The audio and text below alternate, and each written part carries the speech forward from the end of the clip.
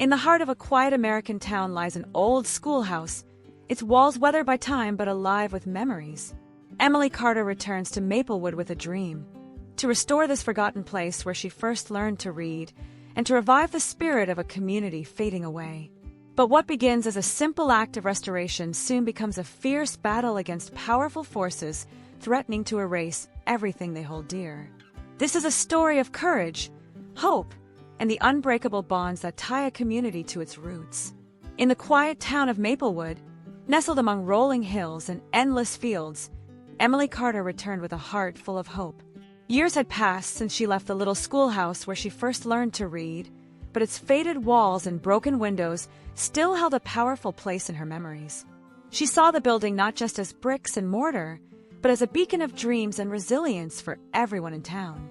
The gentle hum of the countryside, the rustling leaves and distant calls of birds, felt like a whisper urging her to bring the school back to life.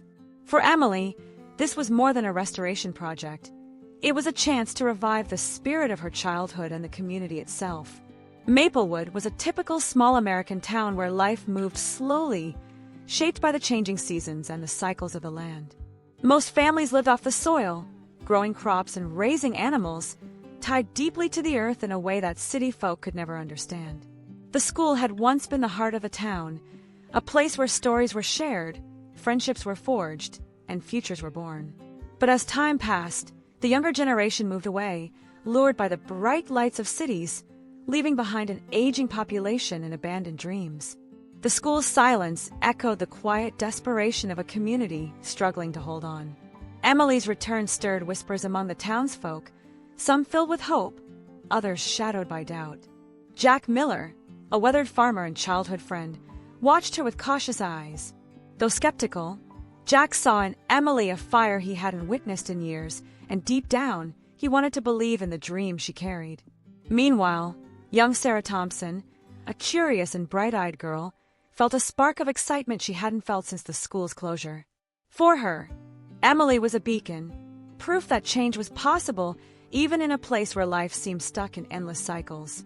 As Emily began cleaning the school's dusty classrooms, she felt the weight of history pressing on her shoulders, but also a quiet strength rising from within. Every cracked wall and broken desk told a story of perseverance and hope. Pastor John, the gentle voice of the community, offered his blessing and support, reminding everyone that this was more than a building. It was a symbol of their shared past and future.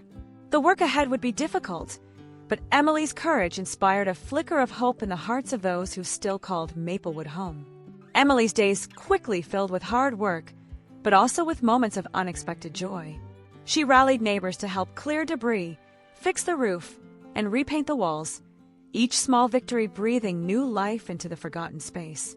The laughter of children once again echoed through the halls as Sarah and other local kids returned, eager to learn and play in a place being reborn.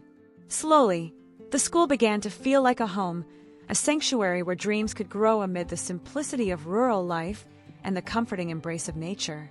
But beneath this growing hope, shadows lurked, threatening to unravel everything Emily and the community had built.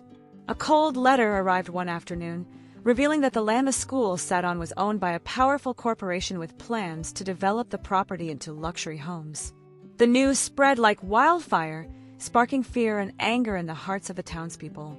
What once was a dream of restoration now felt like a battle for survival, not just for the school, but for the very soul of Maplewood. Emily stood at a crossroads, her resolve tested like never before. The fight against a corporate giant seemed daunting, almost impossible, but giving up was not an option. She gathered the community in the old church, where Pastor John's words stirred courage and unity among the crowd.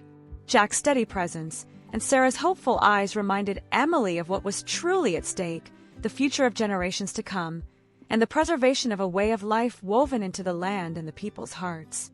Determined and fueled by the community's spirit, Emily led the charge to protect the school.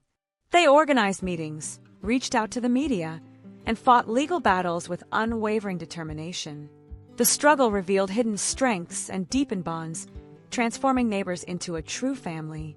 In this fight, they rediscovered the very essence of hope, resilience, and the power of standing together against overwhelming odds. As the battle wore on, Emily found herself wrestling not only with external forces, but also with her own doubts and fears. There were nights when exhaustion threatened to consume her, and the weight of responsibility pressed heavily on her shoulders. Yet, in those quiet moments, she would look out over the vast fields that surrounded Maplewood and feel the calming pulse of the earth beneath her feet. It was in that connection to the land and the community's unwavering support that she drew strength to keep fighting, knowing that the school was more than a building. It was a legacy worth defending. Meanwhile, Jack became a pillar of unwavering support, bridging the gap between tradition and the hope Emily brought. His practical wisdom grounded the community, reminding everyone of their roots even as they reached for the future. Sarah, with her youthful enthusiasm, became the symbol of the fight, a living testament to the promise that education and unity could break cycles of loss and despair. Their stories intertwined, creating a tapestry of courage and resilience that inspired even the most skeptical townsfolk to join the cause. Tensions in Maplewood grew as the corporation pushed harder, threatening legal actions and leveraging their wealth to intimidate the community. The school's fate hung in the balance, and every victory felt fragile, every setback a reminder of the odds stacked against them. Yet, the town held fast, finding strength in their shared history and the vision of a brighter future.